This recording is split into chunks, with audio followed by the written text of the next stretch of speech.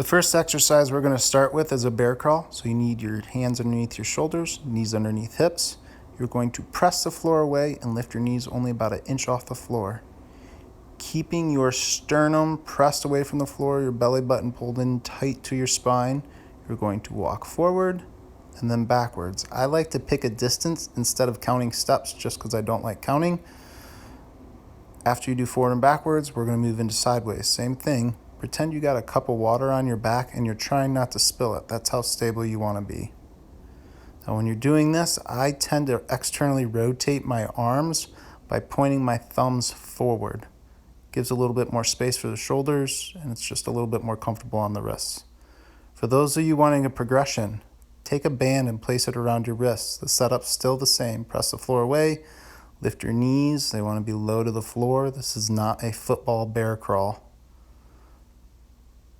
The distance I typically go is somewhere between 10 to 20 feet, and I try to stay up throughout the whole process. So forward, backwards, sideways. This is a very challenging exercise, so don't get overzealous in your first attempt and do something like 30 feet multiple times. Typically forward, backwards, sideways each way is what I do for a set. So this reverse plank, flare regression, you want to externally rotate your arms by turning your thumbs forward. Pull your shoulder blades down and back, and then you're going to squeeze through your glutes to lift your hips up off the floor. Keeping that nice rigid straight body position, you're going to flex one leg up at a time, somewhere between 3 to 10 reps. If straight legs is too much, you can also bend your knees, almost like you're doing a glute bridge. Here we have a bodyweight skull crush. Okay, so we're leaning into the wall. You want your hands somewhere about the height of your shoulders or your forehead. You're going to bend your elbows to roughly 90 degrees.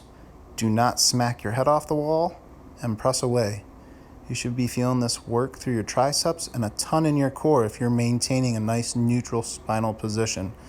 So as I always tell my clients, a good exhale, get everything you can get out of your lungs.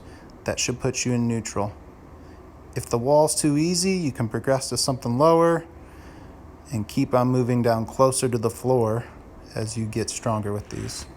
See if you can get around this circuit 3 times. In terms of reps, find a number that is challenging for you, somewhere about 80% effort with each set. Good luck.